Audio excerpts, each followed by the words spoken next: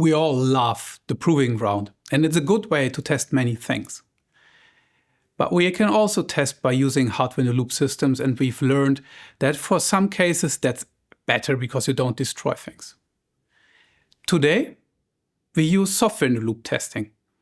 And Gernot and I will show you in a hands-on manner the essentials of software-in-the-loop testing.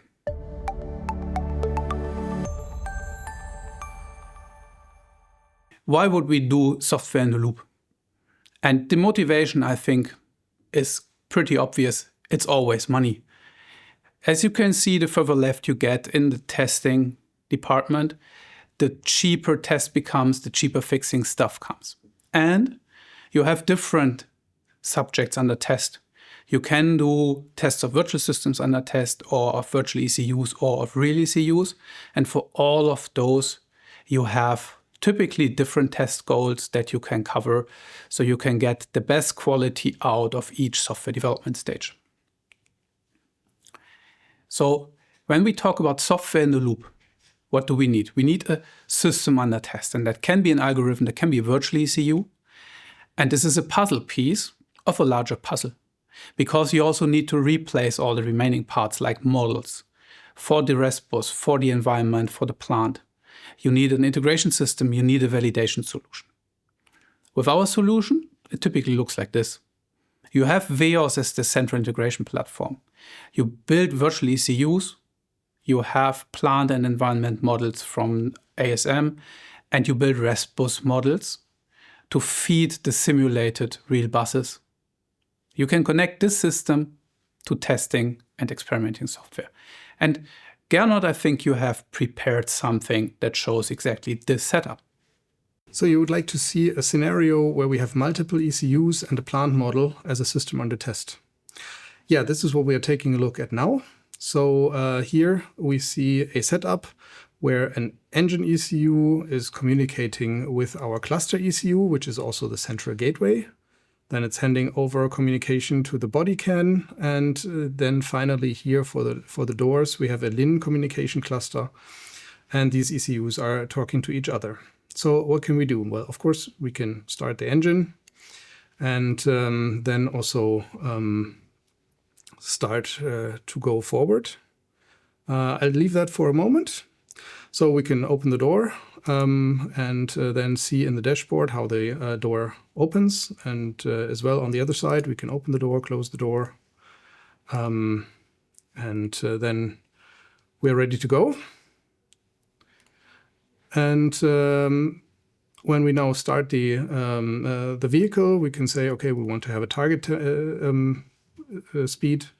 And then at roughly 20 kilometers per hour, the automatic locking happens. So we see here that the doors are getting locked as a visual on our dashboard. And yeah, as well, we can lower the windows, for example, and do that each locally. But we want to see also the bus communication. So I could set up anything here. But we can take a look and examine also what is happening on the bus. And we can now see here how the LIN communication in this case is going on. And so if I, for example, take a look here at the message that is lowering or raising the window for the passenger side, and I push my button here, I can see that the values here go up and down. And similarly, if I push the buttons here, this is not going through LIN, so nothing is happening here. So that's one part of the story. But also, if I turn off my LIN controller here at this end, I will then suddenly see that I can no longer operate from my passenger side, but I will also start seeing message problems, missing messages, especially if I maybe turn off this driver side ECU, then I directly see there are problems here on my CAN bus, on my LIN bus, sorry. And of course, then I can also turn off the entire LIN controller. This is the LIN master, then all the communication stops here. Yes, so I think very, very simplistically, you can see that we can monitor communication, same as on the Agile use case. And we can also test this. We could even do diagnostics. Thanks, Gernot. That already looked very nice. And you could see the bus, the simulated bus. You can see that you can debug bus traffic. But the application was still a very classical body function, right?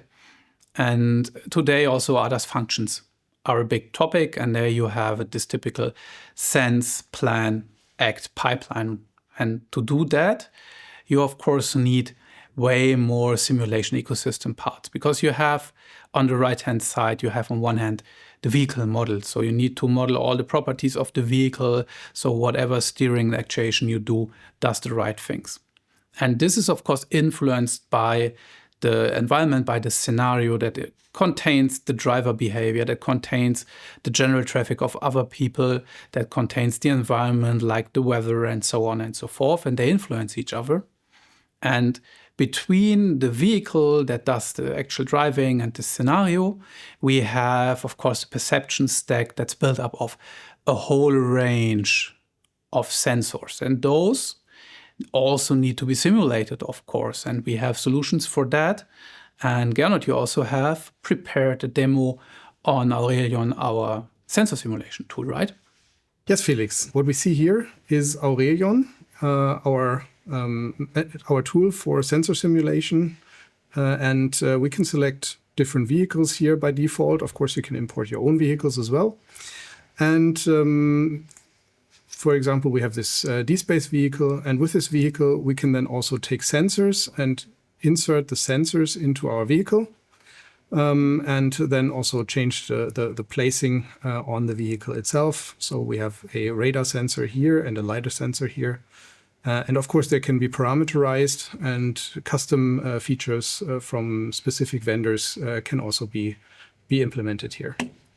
So next, we need a scenario where this vehicle will drive and what fellows will be there. And then we set up a system and go to simulation and synchronize with the environment.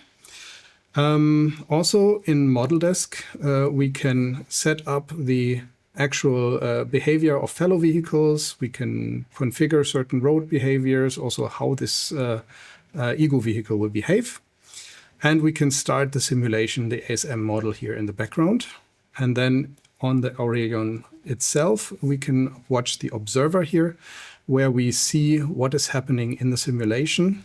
The sensor data would be placed differently, would be transferred to our software in the loop SIL system under test separately. But what we see here in the observer mode is that we have the LiDAR point cloud here touching certain elements of fellow vehicles and so on.